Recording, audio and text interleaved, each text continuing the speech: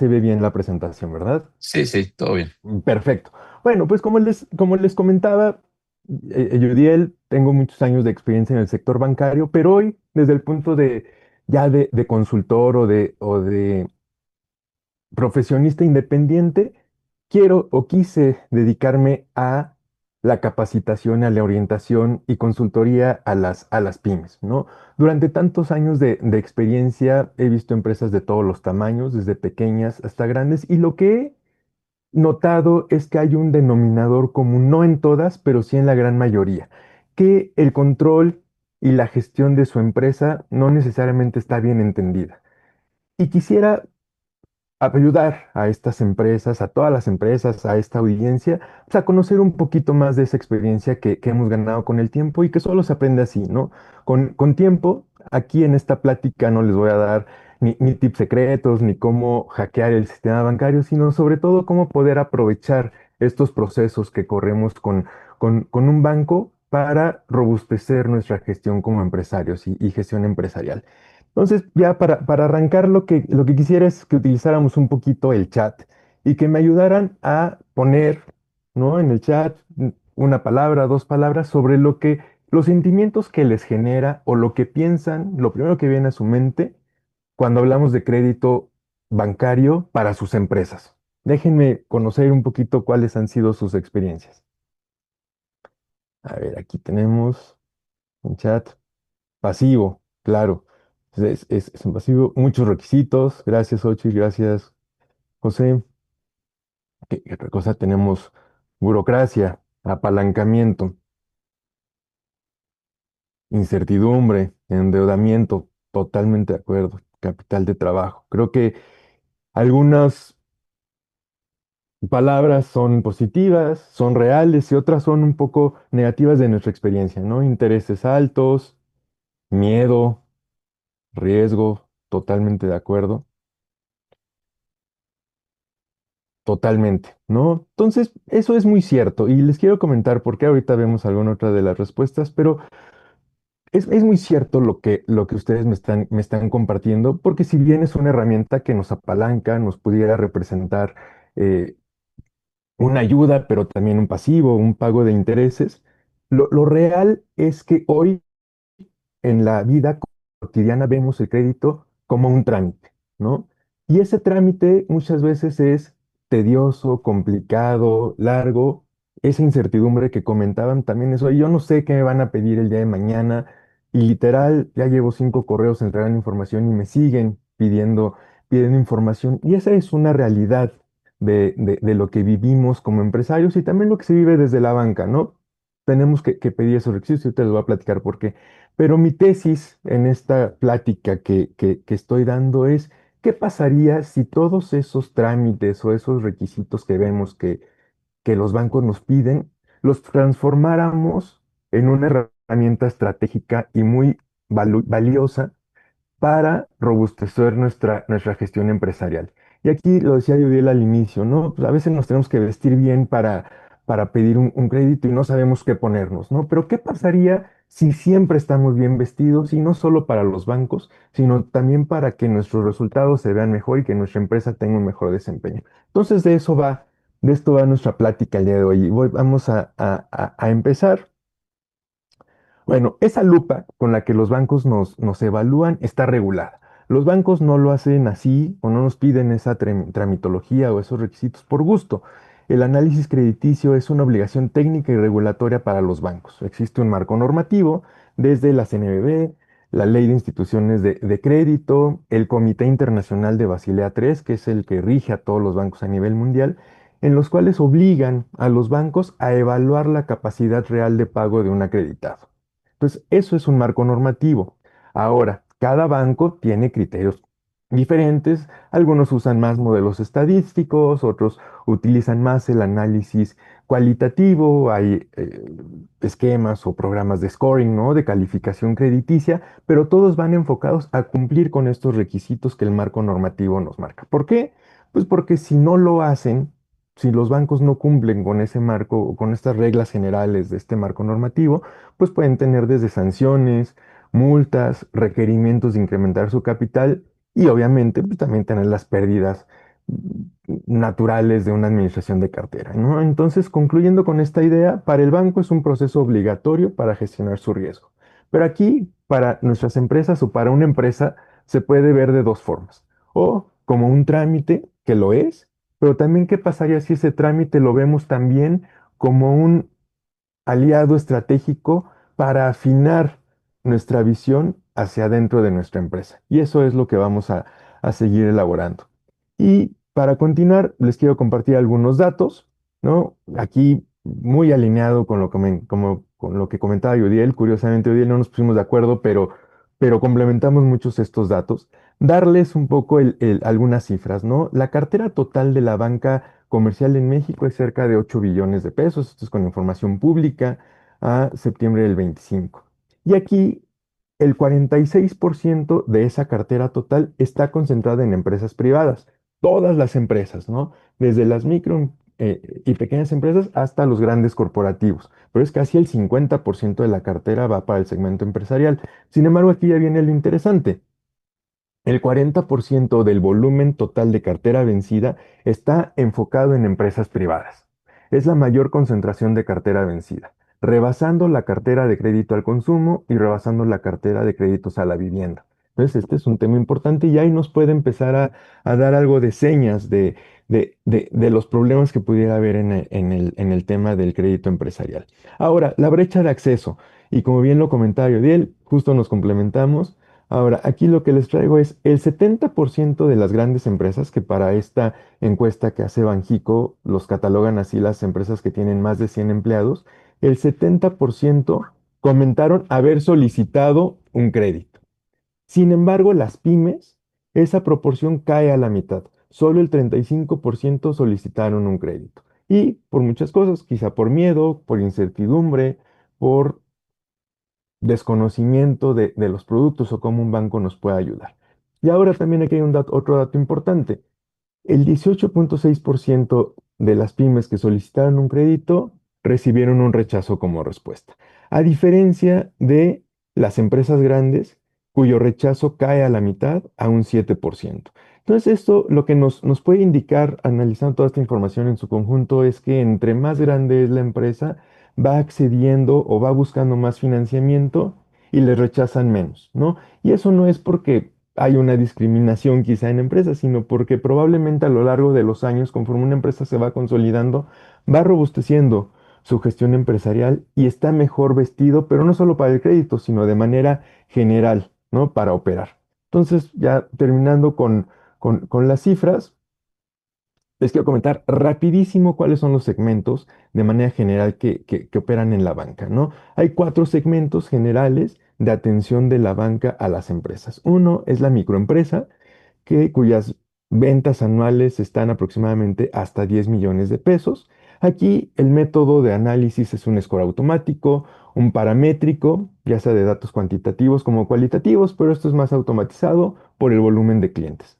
Después tenemos a la banca PYME, ¿no? Que va de ventas anuales desde 10 hasta 100 o 200 millones, dependiendo del banco y los límites que tengan ahí. Y aquí ya empieza un análisis mixto, ¿no? Un score, parámetros automatizados, pero ya involucra la participación de un analista de crédito. Una empresa, el segmento de empresas medianas, desde 100 o 200 millones hasta 1.500. Aquí ya hay un análisis individual, ya se pasa a un comité de crédito y la banca corporativa, ¿no? Que va desde ventas de 1.500 millones de pesos anuales hasta arriba, ¿no? Y aquí ya hay una evaluación especializada y ya son criterios tailor-made hechos para cada empresa y para cada industria. La realidad es que si lo vemos así, en todos los segmentos hay métodos que evalúan criterios cualitativos. Y desde el análisis PYME ya involucra un analista en la participación de esta calificación crediticia. Y eso es un dato bien importante y ahorita vamos a ver por qué.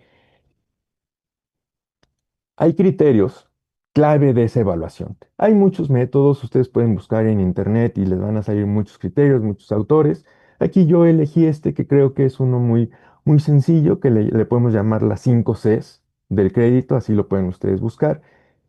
E involucra estos 5 ángulos de análisis, ¿no? Uno es el carácter o perfil del acreditado, ahorita entraremos más en detalle. Dos, la capacidad de pago. Tres, la solidez del capital o del patrimonio que tiene una empresa. Cuatro, el colateral o las garantías. Y por último, las condiciones, ¿no? Tanto las condiciones del crédito como las condiciones en las cuales se desempeña una empresa. Y todas estas es una, como ustedes lo pueden ver, es un análisis holístico que va más allá de un análisis financiero, que eso cae en la capacidad. Pero hay otras aristas que a veces olvidamos, pasamos por alto y son bien importantes, no solo para pedir un crédito, sino también para gestionar nuestro negocio. Entonces, avancemos con qué es el famoso carácter, ¿no? Que es un criterio que así está documentado o que lo podemos traducir como el perfil del acreditado. El perfil del acreditado, ¿qué evalúa? Evalúa la intención real del empresario y su comportamiento frente a sus obligaciones financieras, tanto pasadas y proyectadas. Y la pregunta central de este dato es, ¿puede esta empresa ser confiablemente financiada en las condiciones de plazo o de monto que me está solicitando? Eso lo vamos a resolver. Ahora, este es un criterio reconocido por reguladores y organismos multilaterales como parte esencial del análisis de riesgo. No es un criterio subjetivo, es muy objetivo y muy importante. Ahora, y les quisiera compartir para ver la realidad de esto, ¿qué dicen los expertos, qué dicen los bancos respecto del carácter? Son definiciones públicas. Si yo me quieren centrar con la del IFC y el Banco Mundial, se los voy a leer. Dice, el carácter se refiere a la disposición del acreditado para cumplir con sus obligaciones financieras y mantener una relación cooperativa y transparente con la institución financiera. Se evidencia a través de patrones de comportamiento, disciplina documental y alineación estratégica. Entonces, si lo ven aquí, el carácter va mucho más de presentar estados financieros, ¿no? Es una evaluación muy holística de la calidad de la empresa, pero sobre todo de los accionistas. ¿Y cómo se observa el carácter? ¿Cómo podemos analizarlo? ¿No? Uno es el historial de pago, claramente que eso es lo que muchas veces vemos, ¿no? El famoso buró de crédito, pero va más allá.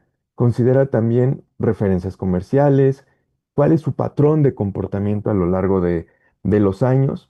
La transparencia, es bien importante la información clara, ser abiertos a la entrega de información, ¿no? Sustentar con datos, pero esa apertura para transparentar nuestro negocio habla mucho del carácter. Tres, el gobierno corporativo, ¿no? ¿Cuáles son los mecanismos de decisión colegiada que existen al interior de una empresa? ¿Cómo participan los socios tanto en su involucramiento, pero también cuál es su grado de institucionalización, ¿no? Los accionistas son quienes deciden, quienes operan, cómo dividen esas decisiones, tienen algún órgano externo, un consejo, como bien lo comentaba Yudiel, que les ayuda a tomar decisiones sin ese ceguera de taller, eso también se evalúa aquí, ¿no?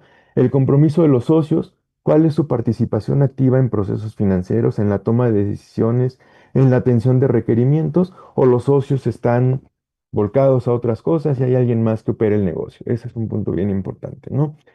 El manejo de crisis, ¿cómo se ha comportado la empresa y cómo ha reaccionado el cuerpo directivo ante crisis, ¿no? ¿Cómo salió de la crisis del 94? ¿Cómo salió de la crisis del 2008? ¿Cómo salió de la pandemia?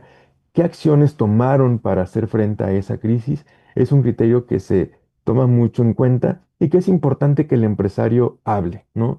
Lo presente hacia sus bancos para que lo conozcan un poco más. Y obviamente el criterio normativo.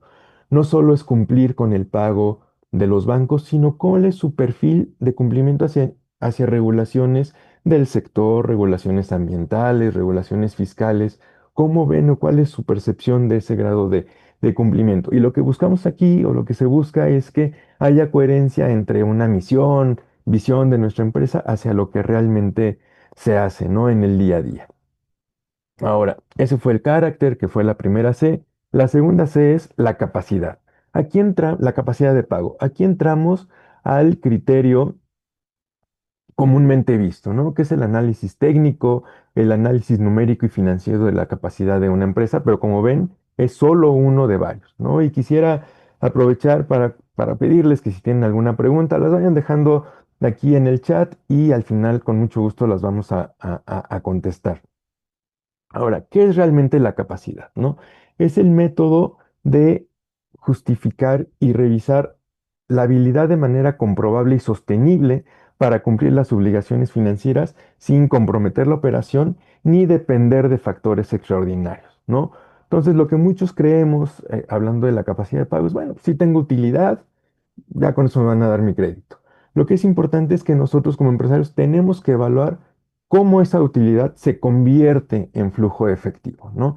Y que ese flujo de efectivo pueda tener cierta predictibilidad y si lo sensibilizamos y ponemos ciertas variables de estrés, sea o continúe siendo capaz de cubrir con nuestras obligaciones financieras.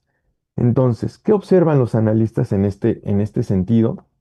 Pueden ser muchas cosas. Cada analista aplica métodos o ratios diferentes, pero a grandes rasgos, ¿qué vemos para mostrar la capacidad de pago? No es únicamente la utilidad o un renglón de nuestro balance, no es ese flujo de efectivo libre que nos queda después de gastos, de costos, de impuestos, de reinversión, de CAPEX, ¿qué nos queda para servir nuestra deuda, ¿no? Que si comparamos el flujo de libre de caja contra la utilidad, muchas veces es muy diferente y nosotros mismos nos podemos quedar con un sesgo en ese tema.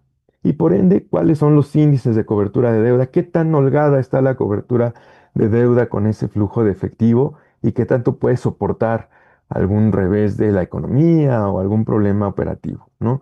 La estacionalidad y ciclos, si hay picos y valles a lo largo del año, si hay momentos de como lo comentaban ahorita en el chat, de necesidad de capital de trabajo temporal, ¿no? ¿En qué momento requiere más apoyo esa empresa?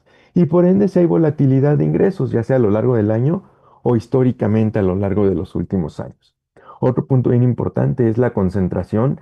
¿Qué tanta dependencia tenemos de clientes, de sectores o de regiones? Y eso hace que el flujo de efectivo que hoy tenemos lo tengamos que sensibilizar. Si tenemos un cliente que representa el 60%, ¿qué pasa? ¿Qué le pasa a nuestro flujo si eso se cae a la mitad? Y no lo veamos como un requisito, una mala onda del banco que nos está cortando nuestros ingresos a la mitad. Es un stress test que tenemos que hacer nosotros también en nuestra vida diaria, cotidiana, en nuestra empresa, pues para quizá dormir un poquito más tranquilos, ¿no? Otro rubro importante es los gastos estructurales. ¿Qué proporción de los gastos son fijos? ¿No? De tal forma que si pasa un evento como la pandemia y nos tenemos que achicar por unos meses para salir avante de esa situación, ¿qué real capacidad tenemos de hacerlo? ¿No? Quizás rentamos una super oficina, almacenes y cuando nos tenemos que hacer chicos, pues hay muchos gastos fijos que se mantienen y que nos pueden volar nuestro flujo efectivo. Ahora, hacer proyecciones, pero proyecciones justificadas, con evidencias, con fundamentales ciertos, ¿no? Muchas veces las proyecciones pareciera que el Excel, aquí decimos muchos, el Excel todo lo aguanta. Quizás si le ponemos 10% de crecimiento en ventas todos los años, ¿no? Y voy a poner que los gastos los reduzco un 1% cada año y que abro dos sucursales cada año, pues las proyecciones se van a ver perfectas. Pero ¿qué pasa si para nuestra paz mental corremos un escenario de proyección menos optimista, ¿no? ¿Qué pasa si todo lo que pensamos que se va a dar no se va a dar? En realidad seguimos pagando nuestras obligaciones financieras.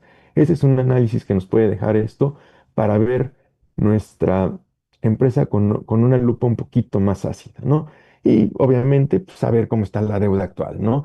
Muchas veces pensamos que un crédito nada más evalúa su crédito, tiene que evaluar todos los créditos y hacer esos análisis considerando toda la deuda del sistema y ese es un approach un poquito diferente, ¿no?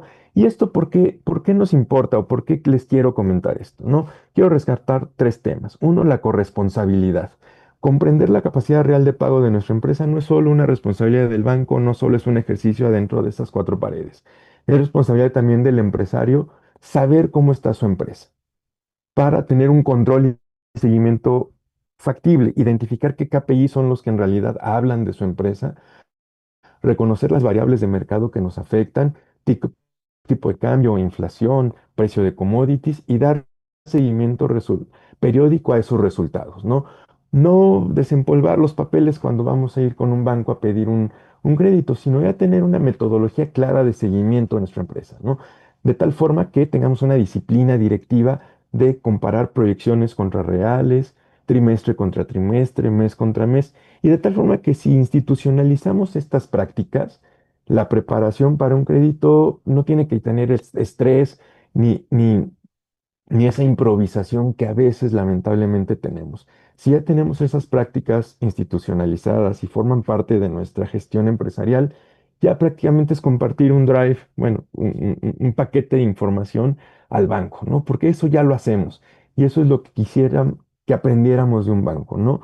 Si eso lo hacemos en nuestra empresa, probablemente descubriríamos cosas que por vender o por dedicarle mucho tiempo al marketing, que no digo que esté mal, a buscar un nuevo producto, vamos dejando olvidadas ahí en el cajón, ¿no? Ahora, ¿cuál es la tercera C? Recordemos, llevamos carácter o perfil del empresario, capacidad de pago. Y ahora vamos a hablar del capital, que esto es algo muy breve, pero va más allá de un rengloncito en nuestro balance general, ¿no? ¿Qué observa un banco y también qué tendríamos que observar nosotros del capital de nuestra empresa? Obviamente es una señal de compromiso, ¿no? Porque observamos cuáles son las aportaciones reales que nosotros como accionistas le hacemos a nuestra empresa. Le aportamos capital o quizá nada más le damos un crédito y queda como un pasivo de la empresa. ¿Cuál es la permanencia del socio en los momentos buenos y malos? Está ahí el socio, pero quizá retira todo su capital cuando hay una situación complicada o cuando hay una situación complicada le aporta más capital, ¿no? Otra cosa es que, ¿qué política existe ¿Qué política existe en la empresa documentada de reinversión de las utilidades de cada ejercicio? Y también qué política tenemos para distribuir nuestros dividendos. Eso tiene que estar bien plasmado y no solo para el banco, para que nosotros sepamos y darle predictibilidad a nuestra empresa, ¿no? El segundo pilar que se revisa es cuál es el patrimonio en realidad de la empresa, ¿no? ¿Cuál es el capital que tiene y si es suficiente para soportar la operación? Muchas veces vemos, y creo que sería muy injusto hablar de indicadores, pero muchas veces vemos que el capital de una empresa es chiquititito, los pasivos son grandotes, de tal forma que si el capital tuviera que hacer frente a los pasivos, pues no lo podría hacer, ¿no? Entonces tenemos que generar reservas y observar que haya reservas para hacer frente a momentos de crisis y también identificar si ha habido deterioros importantes en el capital. Saber si tuvimos que reconocer una pérdida, bueno, pues saber proyectar cuándo la vamos a poder recuperar, ¿no? Si hicimos una escisión, si vendimos una parte del negocio, bueno, ¿dónde quedó el capital y cuál es nuestro nuevo nivel y hacia dónde lo tenemos que llevar? Y un tercer pilar es cuál es la estructura de financiamiento de la empresa. Pero esto no habla del tipo de créditos que tomamos, sino qué proporción soporta a nuestra empresa. ¿Quién soporta más a nuestra empresa? ¿Los acreedores externos o los socios?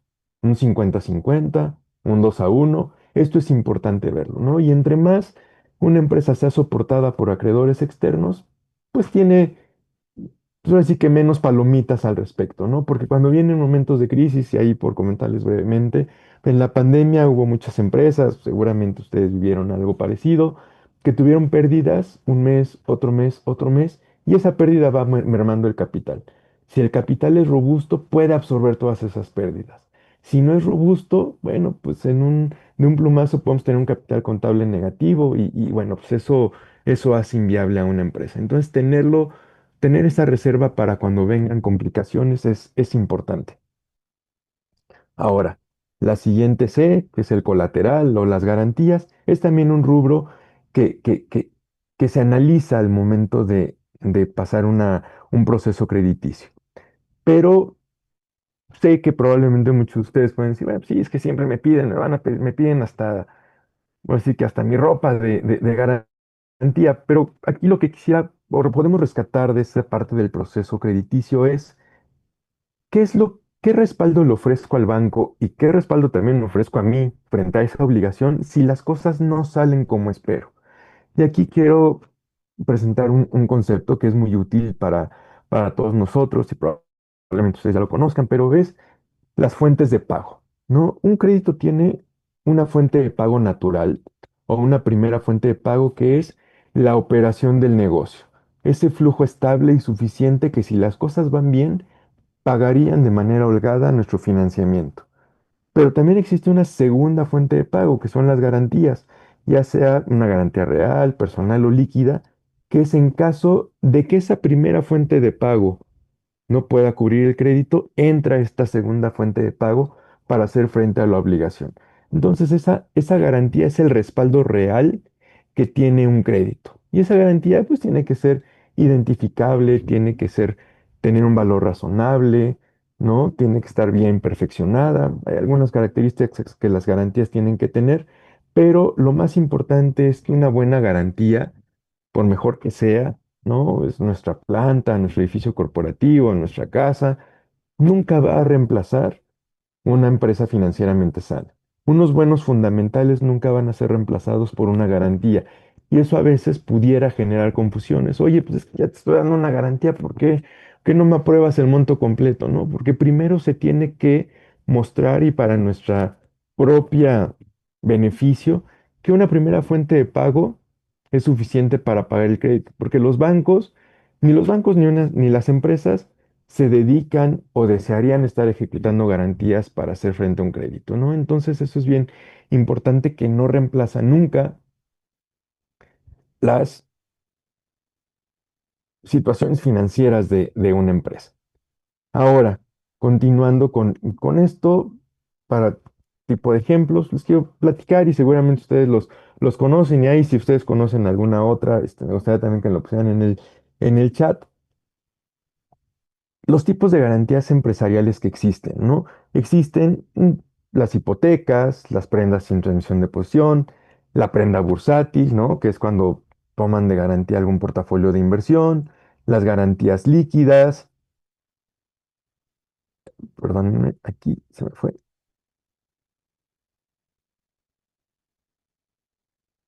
se me movió esto, perdón. La prenda sobre inventarios, ¿no? Con control sobre algún certificado, alguna cosa así, una fianza, una carta de crédito stand-by. Y si quieren, si tienen duda alguna de estas, con mucho gusto pónganmelo en el chat y lo contestamos al final. Sesión de derechos de cobro de facturas, de flujos, ¿no? De contratos, fideicomisos de garantía que pueden contener alguno de los activos anteriores, una reserva de dominio sobre bienes, por ejemplo, en un crédito refaccionario, lo que compras con ese bien queda reservado para beneficio del propio crédito, pero aquí hay un criterio importante. Las firmas personales como avales o obligados solidarios no son considerados garantías conforme los criterios regulatorios de la Circular Única de Bancos, ¿no? Las regulaciones bancarias no permiten a un banco considerar un aval o un obligado solidario como garantía. Es un robustecimiento cualitativo de la estructura, pero no es una garantía. Y déjenme ejemplificar un poco. Imaginemos un grupo empresarial o una empresa que tiene la empresa que produce determinado producto, una empresa que comercializa, que le compra los productos y los comercializa al mercado, y tiene una empresa transportista, ¿no?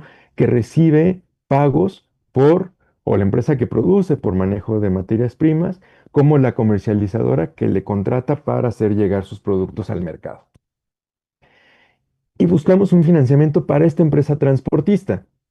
Bueno, vamos a necesitar, lo más probable es otorgar el aval o la obligación solidaria de las otras empresas, que son las que generan el flujo, pero no como garantía, sino para dar certidumbre a ese flujo. ¿Por qué? Porque si esa empresa transportista deja de recibir pagos de la comercializadora o de la que produce los bienes, pues ya no tiene capacidad de pago. Entonces, en este ejemplo que les doy, que es muy, muy, muy simple, el aval de esas empresas no es como una garantía, no es una segunda fuente de pago, es nuestra primera fuente de pago, ¿no? Entonces ahí cuando podemos ordenar nuestras fuentes de pago, sabemos qué puede ser una garantía y qué forma parte de la primera fuente de pago, ¿no? Entonces es un tema interesante. Ahora, ¿qué podemos aprender de esto? ¿Qué nos puede dejar a nosotros en nuestra gestión empresarial la forma en la que un banco analiza las garantías? Uno, otorgar garantías es un signo de respaldo, obviamente, eso lo conocemos, pero una planificación anticipada es fundamental. Nosotros como empresarios, ustedes como empresarios, es importante que se sienten y que hagan un mapeo de sus activos, ¿no? Saber cuáles son los activos que son factibles de dar como garantía, cuáles son los activos estratégicos que eventualmente tendrían que reservar para el momento crucial, ¿no? Si se van a meter a un nuevo mercado, si van a hacer una planta y necesitan tener un activo estratégico para dar en garantía en su momento, esa planeación es ideal, es bien importante hacerla. Otro tema, las garantías se deben otorgar estratégicamente. ¿A qué me refiero con estratégicamente? Necesitamos saber, obviamente, que dar la garantía pues, nos compromete a algo. Y normalmente en nuestros contratos de crédito existe la obligación de no dejar a los bancos actuales en una posición inferior. ¿Qué es una posición inferior? Si yo tengo un ejemplo, yo tengo varias líneas de capital de trabajo, nadie me ha pedido garantía, tengo tres, cuatro bancos con líneas de capital de trabajo y me llega un proyecto interesante. Y voy con el quinto banco y le pido una línea de capital de trabajo y me dice, perfecto, va aprobada, pero te estoy pidiendo una garantía hipotecaria. Probablemente digamos, oye, qué bueno, ya salí del problema, ahí te doy mi casa, mi planta de garantía, pero ¿cuál es el problema? Que tenemos a otros cuatro bancos con el mismo tipo de línea de crédito sin garantía hipotecaria. Y probablemente en el contrato de crédito eso está prohibido. Entonces, esa parte de otorgar garantías estratégicas es bien importante ver que no estemos dejando a ningún banco en una posición inferior o que nos estemos quedando sin activos para dar en garantía o que si damos un activo ahorita para una línea que quizá no necesitamos tanto, el día de mañana la necesitemos, ¿no? Entonces, por ende, este es el mundo ideal. Tener activos propios es una ventaja competitiva. ¿Y a qué me refiero con esto?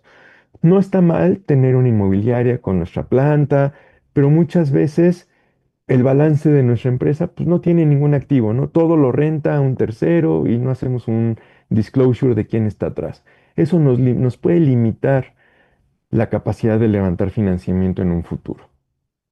Y aquí una idea importante que les quiero compartir es, si los bancos nos están empezando a pedir más garantías que antes, más allá quizá de sentirnos molestos, que pues, es válido, porque el banco nos está pidiendo esa garantía adicional, vale la pena preguntarnos en nuestro consejo, en nuestras reuniones con consejeros, con consultores, es ¿por qué la percepción de riesgo de mi empresa ha aumentado frente a los bancos que me están pidiendo más garantía? Ese es un momento interesante de autoconciencia o de autoanálisis, ¿no?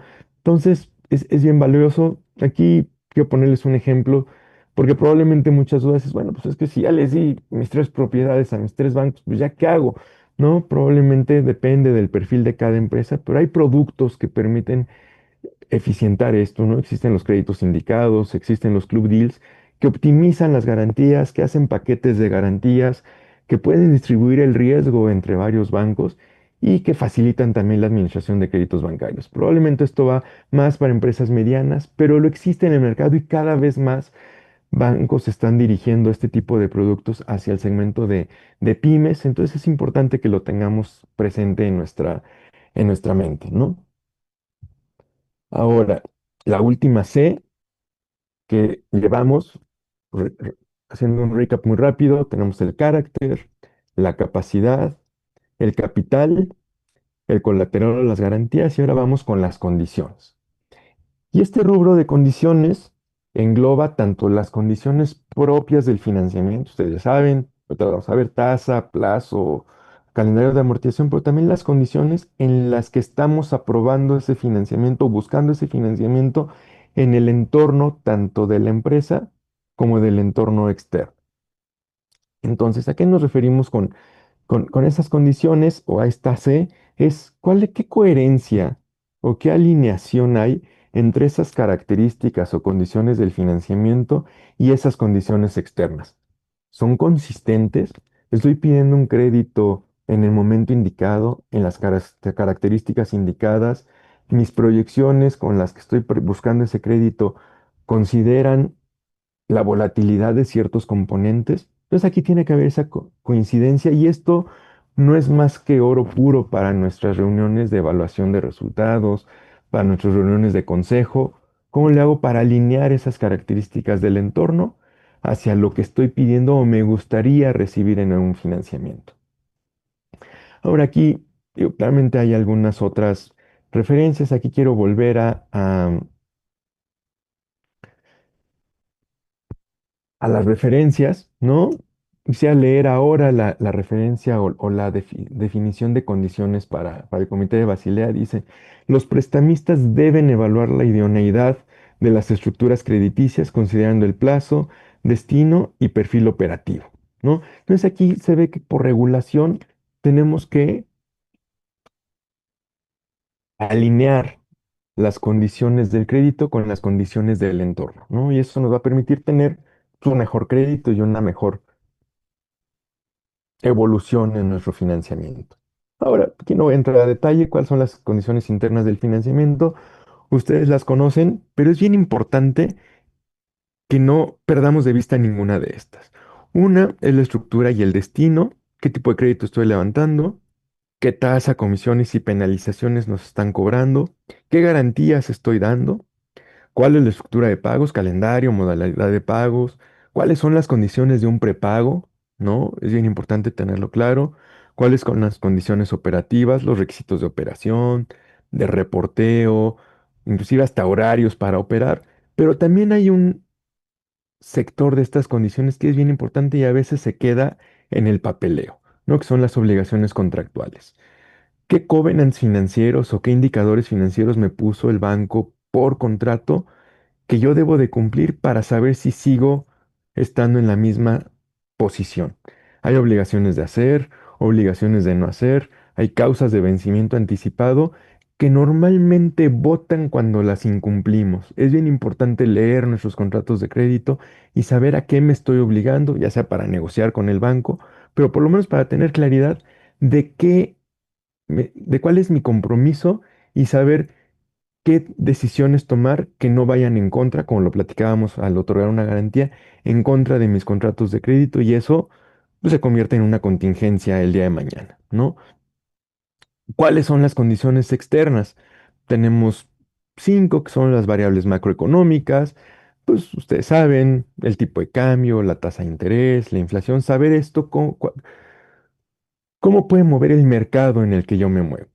Leyes y regulaciones, obviamente, ¿no? ¿Qué leyes me aplican? ¿Qué leyes tengo que cumplir? Fiscales, ambientales, de mi propio sector, condiciones comerciales, pues aranceles, cuestiones de importación, limitantes de importación, inclusive también cuál es el precio del commodity que yo utilizo. Probablemente en mi proceso, oye, utilice mucho gas natural, hay que ver cuál está el mercado del gas, o utilizo trigo, necesitamos revisar cuál es el mercado del trigo.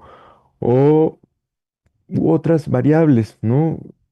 El precio del acero, dependiendo de nuestra industria, hay otras condiciones comerciales que tenemos que estar monitoreando. ¿Cuáles son esas situaciones también políticas y sociales, ¿no? ¿Cuál es esa volatilidad de los entornos en los que están? Se viene una elección, puede haber volatilidad en ciertos criterios, así lo debo de considerar en nuestras proyecciones, ¿no? O social, hay algún tipo de inseguridad en alguna ruta, bueno, pues tengo que proteger mis transportes ante esa ruta. Mi intención es tener lo más holístico de mapeado de este tema, ¿no? Y déjenme ver, vamos. Aquí ya tengo una pregunta, ahorita las contestamos con mucho gusto. Y por ende también la competencia y el riesgo estratégico que está en nuestro mercado propio, ¿no? ¿Qué hablamos de competencia? Pues cuáles son las barreras de entrada a nuestra industria. ¿Qué, cuáles son los productos sustitutos que pudiera haber en nuestro mercado? Lo tenemos que saber para reaccionar ante eso. ¿Cuál es el poder de nuestros clientes? Es decir, si yo tengo un cliente muy grande y lo pierdo, ¿qué va a pasar? ¿O cómo me podría apretar en esas condiciones? Hay que considerar para eventualmente poner en nuestro plan estratégico, ir minimizando la concentración con ese cliente o una concentración con un proveedor. Dependo de un proveedor y probablemente es una buena señal. Oye, es que ese proveedor llevo trabajando con él 20 años, inclusive antes le compraba el 10% de mi materia prima, ahora ya le compro hasta la papelería. Qué bueno, pero ¿qué pasa si ese proveedor sufre algún problema? O nos enojamos o tenemos una discrepancia. Pierdo mi cadena de suministro, entonces ahí lo tenemos que revisar. Y otro punto dentro de este aspecto es monitorear a la competencia, no desde un punto de vista bueno, sí que de ser stalker, ¿no? De nuestra competencia, pues sí saber qué está haciendo la competencia, cómo está reaccionando, si está saliendo de un mercado, pues analizar por qué lo está haciendo. Entonces es bien importante monitorear estas variables y a final de cuentas, El objetivo de esto es determinar si el modelo de negocio es resiliente y tiene ventajas competitivas sostenibles o solo funcionan ahorita, pero si alguna condición del mercado o del entorno cambia, puede verse afectado también mi modelo de negocio, ¿no? Para esto nos sirve, nos sirve esto.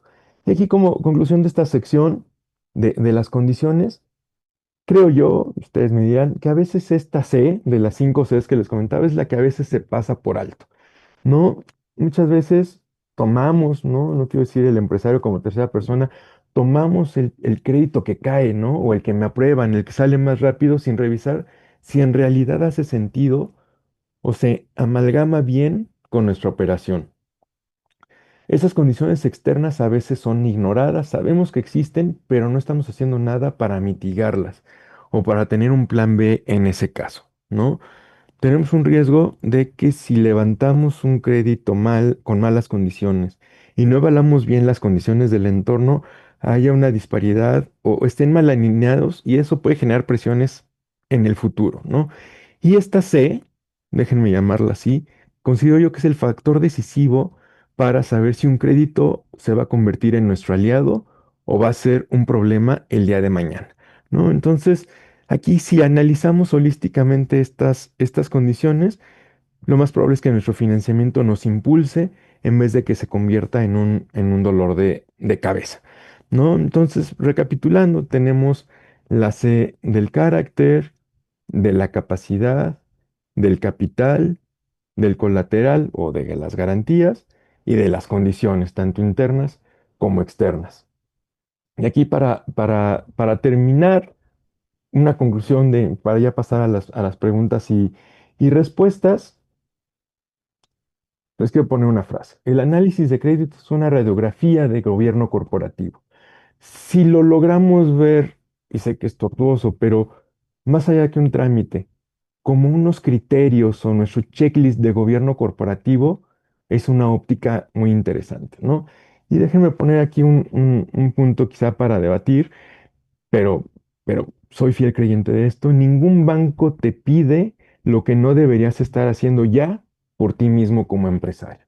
Entonces, lo que les decía, y quiero que nos quedemos con eso, si todas estas variables las implementamos en nuestro negocio, ya nos vamos a ir puliendo, ya nos vamos a ir preparando un poco más para el día de mañana que necesitemos un financiamiento.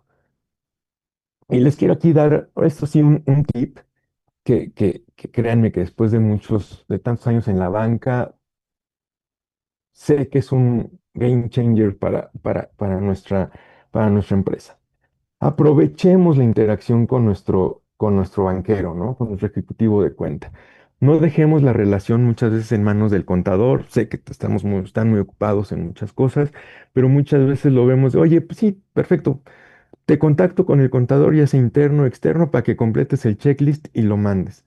Es bien importante que ustedes como empresarios atiendan personalmente al banco, que cuenten su historia, que muestren sus procesos, que inviten al banquero, al de riesgo, al director de la oficina donde los atienden, a ver sus procesos, ¿no? A su proceso productivo o a su proceso de atención al cliente, si es una empresa de servicios. Muestren sus procesos, expliquen su información, ¿no? Más allá de mandar un paquete de estados financieros escaneados, es, oye, te voy a dar una reunión para explicarte cómo yo veo mi información financiera. Eso es bien valioso.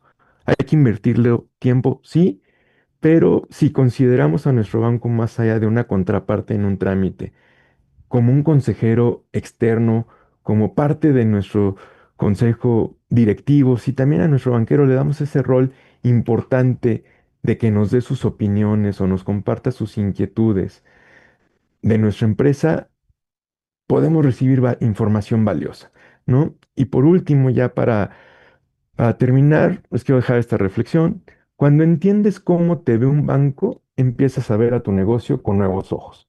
Entonces, démosle un poquito ese beneficio de la duda a nuestro banco, porque probablemente nuestro banco nos puede dar mucha más información valiosa de la que se queda en un simple trámite. Entonces, bueno, pues ahora sí que aquí, mi querido Yudiel, esa fue la presentación del día de hoy, ¿no? Aquí. quisiera enlazar y comentarles que antes de pasar a la sesión de preguntas y respuestas, aquí mi querido Yudiel, ¿no? Nos ha patrocinado o hemos decidido apoyar a varias empresas.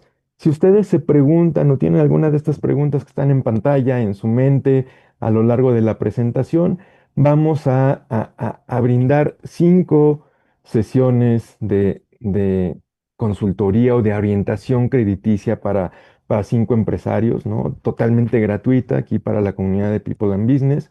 Entonces, vamos a liberar una liga de registro, un pequeño formulario con información no personal, muy genérica, para que se registren y los 5 formularios primeros que nos lleguen van a tener esa sesión gratuita, uno a uno, para tener algo de orientación crediticia y los que no lleguen a ser los primeros 5, vamos a tener también ahí un regalito para ellos, pero después ya lo vamos a ver. Entonces, ahora sí, Luis, aquí termino. Súper. Y bueno, pues avancemos con las preguntas, Con ¿no? las preguntas, sí, no se desconecten. Ahorita hacemos la dinámica, Enrique, con muchísimo gusto. No se Claro. desconecten y ahorita les compartimos la liga para este tema.